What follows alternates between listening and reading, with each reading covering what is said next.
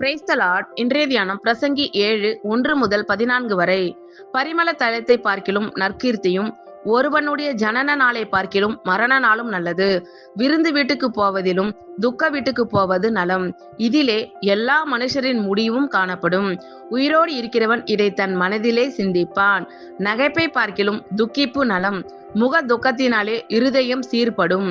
ஞானிகளின் இருதயம் துக்க வீட்டிலே இருக்கும், மூடரின் இருதயம் களிப்பு வீட்டிலே இருக்கும். ஒருவன் மூடரின் பாட்டை கேட்பதிலும் ஞானியின் கடிந்து கொள்ளுதலை கேட்பது நலம். மூடனின் நகைப்பு பானையின் கீழ் எரிகிற முள்ளுகளின் படபடப்பை போல் இருக்கும், இதுவும் மாயையே. இடுக்கனானது ஞானியையும் பைத்தியக்காரனாக்கும். பரிதானம் இருதயத்தை கெடுக்கும். ஒரு காரியத்தின் துவக்கத்தை பார்க்கிலும் அதன் முடிவு நல்லது. பெருமை உள்ளவனை பார்க்கிலும் பொறுமை உள்ளவன் உத்தமன். உன் மனதில் சீக்கிரமாய் கோபம் கொள்ளாதே, மூடரின் நெஞ்சிலே கோபம் குடிகொள்ளும். இந்நாட்களை பார்க்கிலும் முன் நாட்கள் நலமாய் இருந்தது என்று சொல்லாதே.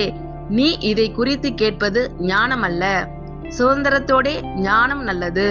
சூரியனை காண்கிறவர்களுக்கு இதனாலே பிரயோஜனம் உண்டு. ஞானம் கேடகம், திரவியமும் கேடகம். ஞானம் தன்னை உடையவர்களுக்கு ஜீவனை தரும், இதுவே அறிவின் மேன்மை.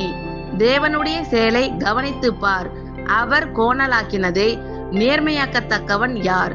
வாழ்வு காலத்தில் நன்மையை அனுபவித்திரு, தாழ்வு காலத்தில் சிந்தனை செய். மனுஷன் தனக்கு பின் வருவதொன்றையும் கண்டுபிடிக்காதபடிக்கு தேவன் இவ்விரண்டையும் ஒன்றுக்கொன்று எதிரடியாக வைத்திருக்கிறார். ஆமேன். கர்த்தர் உங்கள் அனைவரையும் ஆசீர்வதிப்பாராக. God bless you all.